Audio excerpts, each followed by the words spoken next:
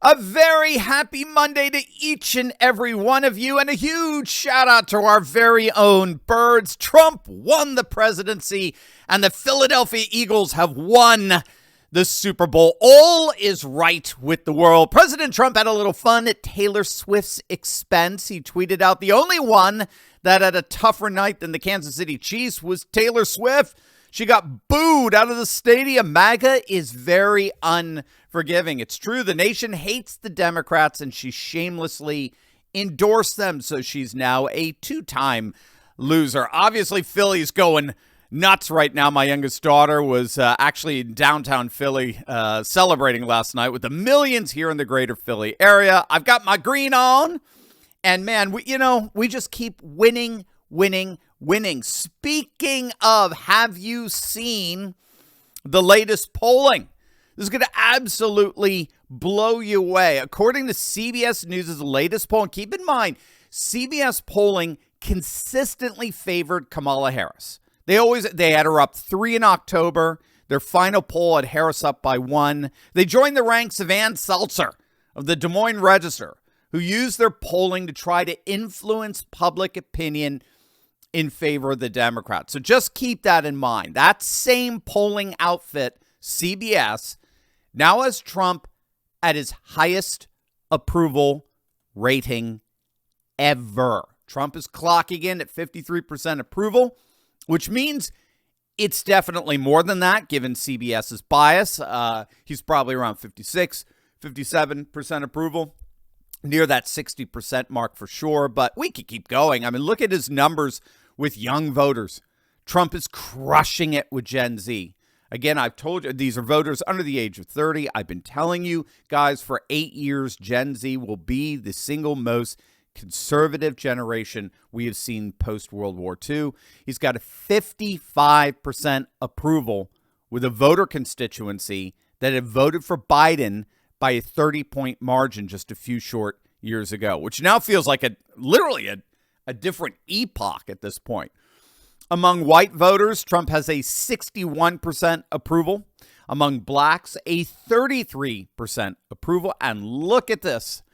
Among Hispanics, he's got a near 50-50 approval. I mean, a 50-50 approval, again, with a demographic that voted for Biden by 30 points back in 2020. And this is a 50-50 approval while conducting the single biggest mass deportation program in our nation's history. Speaking of Feastial, as on this, again, a near supermajority, 59% of voters approve of those mass deportations of illegal aliens. And a clear supermajority, 64%, support sending troops to secure the border. Take a look at this. It just gets better and better. Look at this. Seriously. This is the percentage of men who approve of Trump. 61%. That's a supermajority. Supermajority approval among men. That's the real gender gap, right? That's the gender gap that the bought and paid for media, the USAID financed media, never acknowledges. While they're literally fabricating a gender problem for Republicans among women, which does not exist, the real gender gap is between the Democrat Party and men. Trump's dominance with men is the one consistent factor across all demographic lines in the nation. He won married men by 22 points. He won unmarried men by 2 points. He won white men by 23 points. He won white suburban men by 27 points. He won non-college white men by 40 points, college-educated white men by 3 points, and he won men of every single age demographic. He even won the youngest of men between the ages of 18 and 29 by a 2-point margin. And his lead only gets bigger as the ages get higher, even across racial lines. The overwhelming support for President Trump among men cannot be ignored. He outright won Latino men by 12 points, 55% to Kamala's 43. And in the single most loyally Democratic demographic in the nation. Black voters, Trump managed to score a respectable 21% of black men to Kamala's 77%. And then more broadly, voters were asked by the CBS poll, how would you describe President Trump? I mean, again, look at this. 69% say he's tough. 63% energetic. 60% focused. 58% effective. I mean, think about that. Tough, energetic, focused, effective. And when asked, is President Trump fulfilling on his campaign promises? 70%. 70% said that Trump was doing what he promised. Promises made, promises kept. Make no mistake. The Democrats are absolutely shell-shocked over this. I mean, literally shell-shocked. They are gobsmacked, as you would say across the pond. There's ringing in their ears. They're reeling. They're teetering. They're bewildered. They're dazed. They're confused. They're literally going through a collective post-traumatic stress disorder, and they have no idea what to do. They're watching their entire world literally blow up right in front of their faces, and there's nothing they can do about it.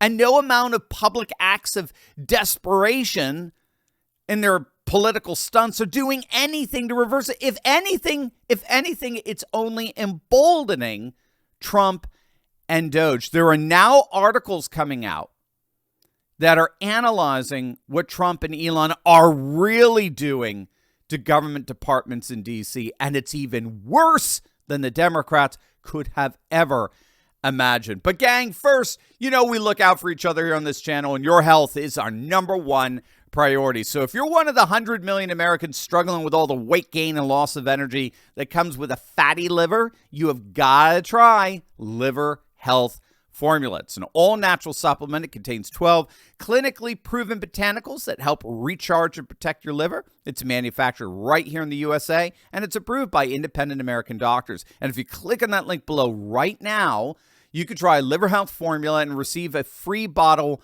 of blood sugar formula when you order today. So don't let a fatty liver keep you sluggish and inactive. Click on that link below or go to getliverhelp.com/Turley and claim your free bonus gift. That's getliverhelp.com/Turley. So with all of these poll numbers, we are clearly witnessing the triumph of a new politics. And I think that's very important for us to get. We are witnessing the triumph of a new politics, a new national political realignment that's more significant than anything we've seen since FDR and the New Deal. In fact, many are arguing, like Niall Ferguson, that Trump is basically dismantling the New Deal. He's dismantling FDR and completely reconfiguring D.C. around MAGA, enshrining a permanent America First order in D.C. and fundamentally reshaping D.C. FDR still holds the record for the largest number of executive orders in the first 100 days of his presidency, 99, as compared with Joe Biden. He held the record prior to Trump. Biden's 42 executive orders in his disastrous administration. Trump was just behind Biden with 33 executive orders in his first term. And it was during that time of FDR's mass splits of executive orders in his first 100 days that we saw the creation of things like the FDIC, Federal Deposit Insurance, the FCC, the Securities and Exchange Commission, and, of course, the crowning glory of the New Deal, Social Security. FDR also modernized the FBI. He helped create the modern deep state that would eventually be comprised of all kinds of three-letter agencies. Virtually all the distinctive features of the modern federal government today date from FDR's New Deal. And President Trump is actively blowing that New Deal to smithereens. In fact, Trump is on course to smash FDR's executive order record in a matter of days, and it won't even be close. And in contrast to FDR, who created numerous federal departments, Trump has only created one. What is it? What's the one department that he's created? The Department of Government Efficiency, DOGE. And its sole purpose is what? It's basically to destroy every single one of FDR's departments. It's stunning stuff. I mean, we literally have not seen anything like this for nearly 100 years. This is epic making. This administration is absolutely epic making in that it is redefining national politics for the rest of the century, comparable to how FDR redefined politics for the last 70, 80 years. And Trump is able to do this because, like FDR, he's effectively realigned politics. So Trump has redefined the political divide away from the left versus right, what we might call a horizontal divide. He's redefined that horizontal divide of left versus right, or conservative versus liberal, Republican versus Democrat.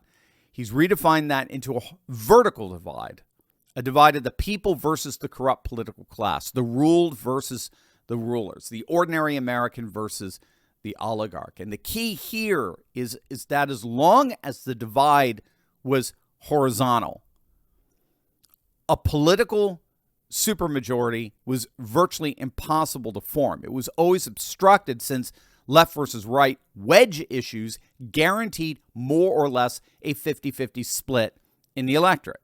Both parties were always fighting over, that uncommitted or undecided middle, that uncommitted, undecided 3%. But with a vertical divide, with the politics realigned around the people versus the permanent political class, now space opens up for the emergence of a new supermajority electorate of the people. The wedge issues disappear. They simply don't work anymore when people like RFK, Tulsi Gabbard, Elon Musk, right? Latino voters, Gen Z voters, everyone who was on Biden's side 4 years ago have suddenly defected en masse and embraced Trump because they've had it with this corrupt permanent political class. So now virtually every one of Trump's executive orders that he has signed over the last 3 weeks enjoy super majority support, 60+% support. This is the new politics. It's the politics of the people. It's left and right coming together. And the Democrats, because they're so thoroughly anti-Trump, are being forced to take the side of the indefensible, the corrupt permanent political class.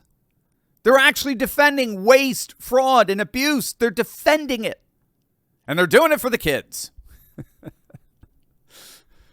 This is what I believe.